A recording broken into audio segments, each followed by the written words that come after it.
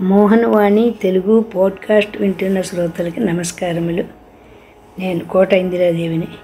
శ్రీదత్త దర్శనం.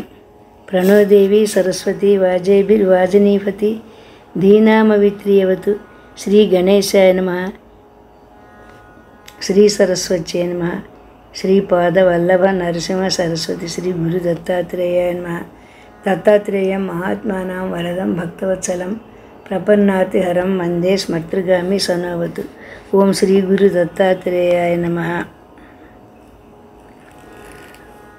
అశోక సుందరి నౌషులు తల్లిదండ్రుల దగ్గరకు తిరిగి వచ్చారు. నౌషుడు అన్ని విద్యలు నేర్చుకుని చాలా ప్రయోజకుడై రావటం ఇదంతా దత్తాత్రేయుల వారి మహిమ అనుగ్రహం అని చాలా ఆనందపడ్డారు. మాటలు స్వామి తన భక్తులను ఎన్నటికీ విడిచిపెట్టాడు. మనం విడిచిపెట్టినా ఆయన భక్తులను ఎన్నటికీ వదిలిపెట్టాడు. దానికి ఉదాహరణగా భద్రశీలుని కథ విందాము.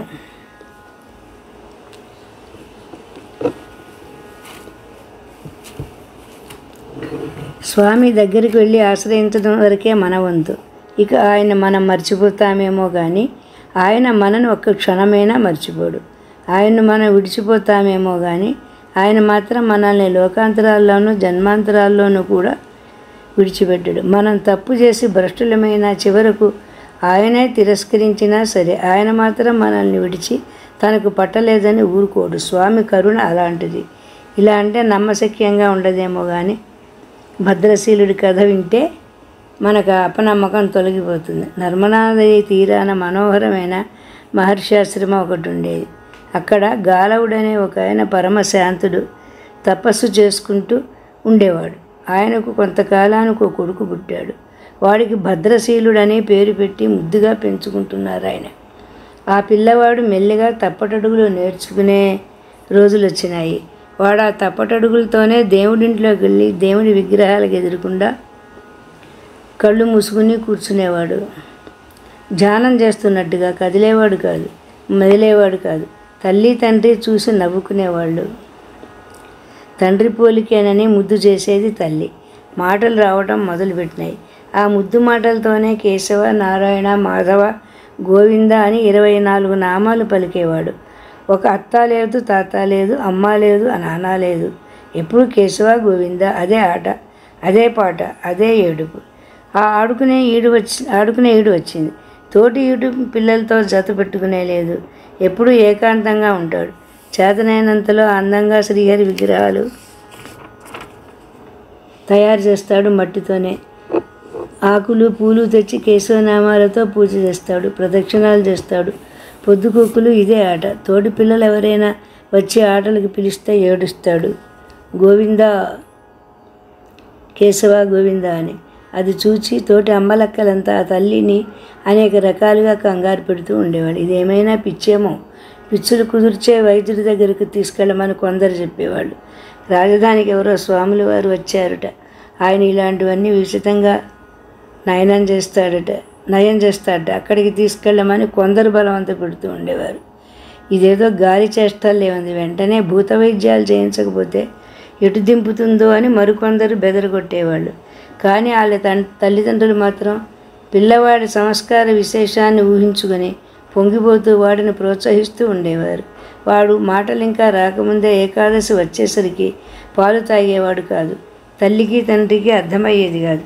కాస్త మాటలు వచ్చేసరికి చెప్పసాగాడు. ఇవాళ ఏకాదశి, నాకు బువ్వ వద్దు అని. అది నీకు కాదురా అని ఎన్నో చెప్పారు తల్లి తండ్రి. వాడు ససేమిరా ఒప్పుకునేవాడు కాదు. పైగా ఆ రాత్రంతా నిద్రపోకుండా హరే రామ రామ రామ హరే హరే, హరే కృష్ణ కృష్ణ కృష్ణ హరే హరే అని పాటలు పాడుతూ కూర్చునేవాడు. ఇవన్నీ తాము ఇంట్లో అనుకునే మాటలు విని చేస్తాడేమో అని భావించేవారు తల్లిదండ్రి. ఇక వీడికి ఎదురుగా నోరు మెదపరాదమ్మా అనేది తల్లి. క్రమంగా కాలు సాగేసరికి హరికీర్తనలు చేస్తూ ఒళ్ళు మరిచి గంతులేస్తూ ఉండేవాడు. ఒకనాడు అలా హరికీర్తనలో ఒళ్ళు మరిచి వేస్తున్న పిల్లవాడిని చూసి ఆనందం పట్టరానిదైపోయింది వెర్రిబాగుల తండ్రికి. ఆయన పిల్లవాడిని గట్టిగా కౌగిలించుకొని ముద్దు పెట్టుకుని, మా నాయనే, మా పుణ్యం కొద్దీ పుట్టావురా, అంతేగాని సరే కానీ ఇలా ఉండాలని నీకు ఎవరు చెప్పారురా నాన్న, ఇంత చిన్నతనంలో ఏకాదశి వ్రతం ఎలా అబ్బిందిరా నీకు? ఎప్పుడు చూసినా హరినామమే తప్ప మరోటి పలకనే పలకవని ఈ దీక్ష నీకు ఎలా కుదిరిందిరా నా కన్న తండ్రి అని అనేక రకాలుగా ముద్దు చేశాడు. చాలాసేపు ముద్దు చేస్తూ ఆ వరుసలో పూర్వజన్మలో నువ్వు ప్రహ్లాదుడివా ఏమిరా అన్నాడు మాట సామెతగా అప్రయత్నంగా. కాదు, ధర్మకీర్తి మహారాజుని అన్నాడు పిల్లవాడు పుట్టుకున. ఉలిక్కిపడ్డాడు తండ్రి. ఏమిటి, నువ్వు ధర్మకీర్తివా, మహారాజువా? నీకెట్టా తెలిసింది? నిజమేనా? పరిహాసాలు కూడా నేర్చుకున్నావా ఏమిటి? గాలవుడికి కొడుకు మాటలు నమ్మడం కష్టంగా ఉంది. కొడుకు మాత్రం నిశ్చలంగా చిరునవ్వు నవ్వి, నాన్నగారు అసత్యం చెప్పాల్సిన అగత్యం ఏమొచ్చింది నాకు? అదేమీ లేదు. యమధర్మరాజు చెప్పిన మాటల్ని బట్టి ఇలా నడుచుకుంటున్నాను. మీరు అడిగాక చెప్పకపోతే తప్పని చెప్తున్నాను అన్నాడు. గాలవముని విద్వాంసుడు, ఉత్తమ సాధకుడు. జాతి స్మృతి అనేది ఎంత దుర్లభమో ఆయనకు తెలిసినంతగా మనకేం తెలుసు? అందుకనే ఆయన అంతగా ఆశ్చర్యపోతున్నాడు. ఆయన మెల్లగా ఆశ్చర్యం నుంచి తేరుకుని, నాయన, నువ్వు చెప్పేదంతా ఇంద్రజాలంగా ఉంది. జాతి స్మృతి కలిగేటంతటి మహాయోగి మన వంశంలో పుట్టడం వల్ల నా జన్మ తరించింది అనుకుంటున్నాను. నిన్ను పుత్ర వ్యామోహంతో ముద్దులాడి అపచారం చేస్తున్నానేమోనయ్యా. ఓ సిద్ధపురుష, నీ చరిత్రను, యముడు నీకు చేసిన ఉపదేశాన్ని కూడా నాకు చెప్పు. నేను కూడా కొంచెం పైకెళ్ళే గతి కల్పించు అన్నాడు. కుమారుడు ఇలా చెప్పసాగాడు. నాన్నగారు, నా చరిత్ర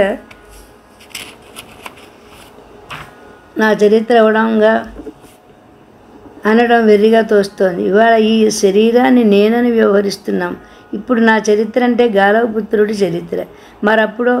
అప్పుడు నేనంటే బొడ్లో కత్తి నెత్తిన తురాయి ఉన్న మహారాజు. అప్పుడు నా చరిత్ర అంటే ప్రతిష్టానపురాధిపతి చరిత్ర. ఇప్పుడు చెప్పండి, నా చరిత్ర అంటే చరిత్ర. మరి నేనంటే ఎవరో తెలిస్తే నా చరిత్ర తెలుస్తోంది. అది వేరే కథ. ఇప్పుడు మన ప్రసంగం అది కాదు కదా. నా పూర్వజన్మ రూపమైన ధర్మకీర్తి కథ చెప్పమనే మీ అభిప్రాయం. అందువల్ల ఆ కథను నా కథగా కాక వాడి కథగానే చెప్తాను.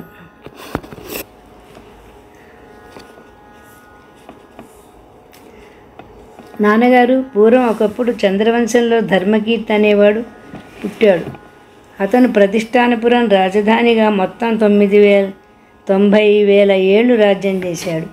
అయితే అతడు మొదటి నుంచి కొంచెంగా పరప్రత్యయనేయ బుద్ధే.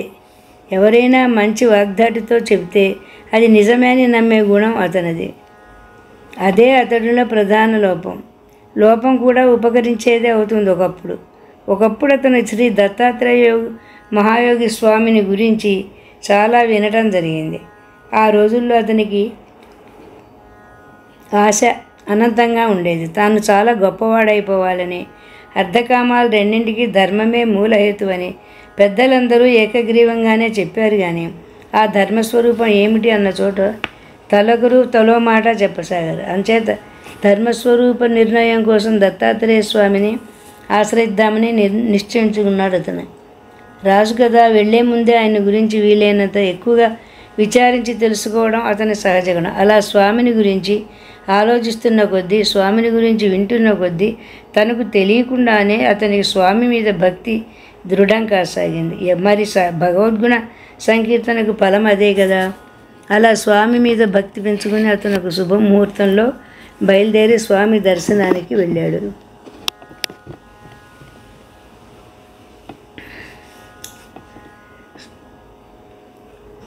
స్వామి ఎలా ఉండాలో అన్న స్వామి ఇతడు చూసిన ముహూర్తం ఎలాంటిదో కానీ ఇతను వెళ్ళేటప్పటికీ స్వామి ఎలా ఉండాలో అలా ఉన్నాడు. ఒంటి మీద బట్టే సరిగ్గా లేదు.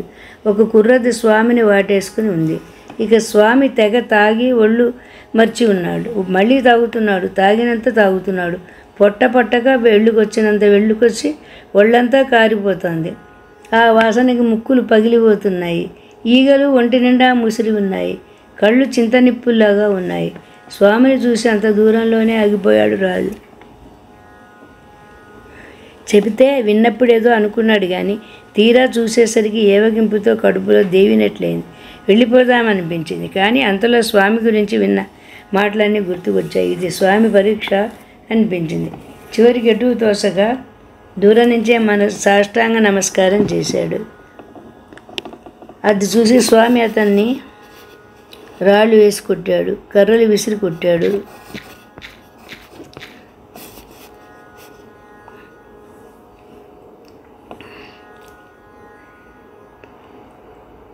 అనుకున్న పని సాధించే తత్వం మాత్రం బాగా ఉంది ఆ రాజుకు. స్వామి అలా కొడుతుంటే, స్వామి ఇది నన్ను కొట్టడం కాదు, నా పాపాలని కొట్టడం అని చేతులు జోడించి అక్కడే నిలబడిపోయాడు. అది చూసి స్వామి అతన్ని బండబూతులు తిట్టసాగాడు, బెదిరించసాగాడు. అలా కొన్ని రోజులు గడిచినాయి. రాజు అక్కడే నిలబడి ఉన్నాడు. స్వామి అప్పుడప్పుడు వచ్చి తిట్టిపోతున్నాడు. అప్పటికి స్వామికి మరింత దయ పుట్టింది కాబోలు. అది అతను ఎరుగడు. దగ్గరికి వచ్చి కాళ్ళతో తన్నడం సాగించాడు స్వామి. అప్పటికీ చలించలేదు రాజు. స్వామి, మీ పాదాలకు నొప్పి కలుగుతుందేమో, అది నన్ను తనడం కాదు, నన్ను పవిత్రుని చేయడం అని మళ్ళీ నమస్కరించేవాడు. స్వామి ఏమైనా చేయని, దోశలెగ్గి తల వంచుకొని నిలబడటం, ఇదే పని, మరో మాట లేదు రాజుకి. ఇలా మళ్ళీ కొన్ని రోజులు గడిచినాయి. చివరికి నాడు స్వామి సౌమ్య స్వరూపంతో వచ్చి, ఏమిరా ధర్మకీర్తి, ఇంత మొండివాడివయ్యావు, ఇంతకు ఎందుకు వచ్చినట్టు నువ్వు అన్నాడు. స్వామి, తమ దయవల్ల ధర్మాలు వినాలని వచ్చా అన్నాడు రాజు. ఆ మాట వినంగానే చాలా తమాషాగా నవ్వాడు స్వామి. మొత్తానికి నా నవ్వు మామూలుగా లేదు, కానీ దాని అర్థం ఏమిటో బోధపడలేదు. అలా నవ్వి సరే కూర్చో అన్నాడు స్వామి ఆదరంగా. రాజుకి మహానందం అయింది. స్వామి అతన్ని ఆదరంగా దగ్గరగా పిలిచి పక్కన కూర్చోబెట్టుకుని వెన్ను నిమురుతూ, ఓరి నాయన, ధర్మాలు వినాలనుందా? వింటావు, మంచిదే, చివరంటా ఆలోచించాలి కదా, పోన్లే, వినటం ఎప్పటికైనా మంచిదే అన్నాడు. స్వామి వెన్ను నిమురుతున్నాడన్న పారవశ్యమే కానీ స్వామి ఇలా అన్నాడేమిటా అన్న ధ్యాసే లేదు ఆ వెర్రిరాజుకప్పుడు. స్వామి అప్పుడు ధర్మస్వరూపం గురించి అంతా వివరించి చెప్పాడు. ధర్మకీర్తికి చాతుర్వర్ణ్య వ్యవస్థను, వర్ణాశ్రమ ధర్మాలను, షోడశ సంస్కారాలను, వ్రత విధానాలను, వేదాధ్యయన నియమాలను, గారస్థ లక్షణాలను, సదాచార విశేషాలను, శ్రాద్ధక ధర్మాలను, శ్రౌత స్మార్త క్రియా విభేదాలను, తిథి నక్షత్రాది నిర్ణయాలను, అనేక వ్రత ప్రకారాలను, విశేషించి ఏకాదశ వ్రత ప్రాశస్త్యాన్ని, మహాపాతకోపపాతక ప్రాయశ్చిత్తాలని, చాంద్రాయణాది ప్రాయశ్చిత్త క్రమాలని విశ్రాంతిగా వివరించి చెప్పాడు స్వామి.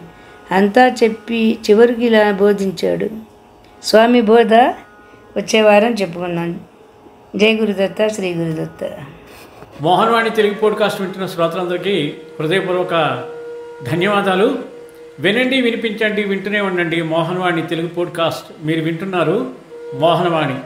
మా కార్యక్రమాలు మీకు నచ్చితే ఇప్పటివరకు మా ఛానల్కి సబ్స్క్రైబ్ చేసుకోకపోతే వెంటనే ఈ క్షణమే సబ్స్క్రైబ్ చేసుకుని ఆ పక్క నుండే బెల్ బటన్ని మ్రోగించి అందరికీ షేర్ చేసి మీ విలువైన కామెంట్ను కూడా చేసి మమ్మల్ని ప్రోత్సహిస్తారని కోరుతున్నాను.